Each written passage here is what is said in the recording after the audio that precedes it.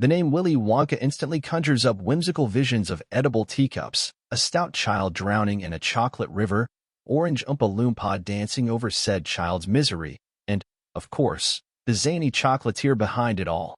For the filmmakers of Warner Brothers' big movie musical Wonka, a prequel tale to the original 1971 movie classic, the name also evokes a particular song. You already know the one. Pure Imagination maintains a firm presence in the film, opening in theaters December 15th. Not only does star Timothée Chalamet perform his own rendition of this power ballad for dreamers as a younger version of Roald Dahl's storybook Candyman, but excerpts of the number are sprinkled throughout the entire film. Even the story itself feels like a reflection of those lyrics first performed on screen by cinema's original Wonka, Gene Wilder. Definitely that music of Willy Wonka and the Chocolate Factory was the launchpad, director Paul King tells EW. We worked with this great songwriter, Neil Hannon, who's in this band The Divine Comedy.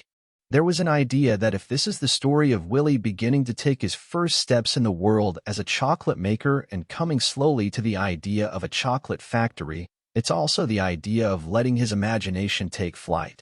There's the great line in that song that really stuck with me. Want to change the world? There's nothing to it. The song had some of the clues for the story we wanted to tell. Years before he is to become the world-renowned chocolatier, the young Willy arrives at the Gallery Gourmet, the metropolitan epicenter of chocolate, with dreams of opening his own chocolate shop.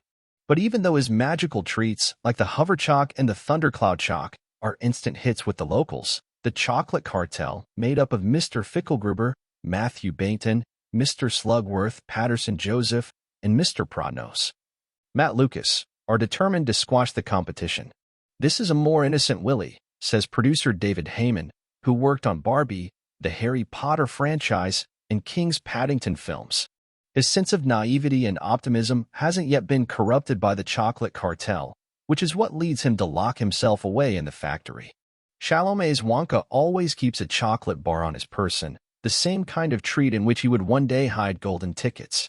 It's a physical reminder of his mother, played by Sally Hawkins, who used to cook up her own chocolatey sweets, to always dream big, the same mantra of pure imagination. It's kind of like that perfect taste of childhood, King says. It was up to Gabriella Cugno, a chocolatier based in Cardiff, Wales, to actually make the chocolate for the film. The highlight of the prep for me was our weekly chocolate tastings, King agrees. Cugno had to rely on her own pure imagination. At the first show and tell, I showed King about 10 different chocolates from the script, but I would make maybe 5 different variations of one chocolate, she recalls. One of the variations would be a really wacky version or a really soft version. I would look at Paul and what's he gravitating towards for this particular scene? Each chocolate is so different. I would slowly understand what his vision is. Many of King's daydreams of Wonka came from King's time perusing the Dahl archives in Great Missenden, England. Of all the characters that Dahl wrote, this was the only one where he tried to write a sequel, the filmmaker says, noting how there are lots of stories of Willy Wonka when he was younger among the author's unpublished material.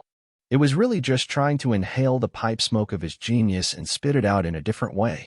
And not just with the mythology of the original book Charlie and the Chocolate Factory.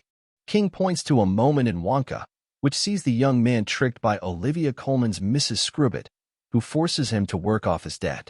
That whole thing of trapping people in a house is sort of inspired by one of his short stories, the director says of Dahl. Another moment sees Willy and his right-hand pal Noodle, Kala Lane, having a magical flight around the city with balloons, which King says is a little bit like the Swan in the Henry Sugar stories.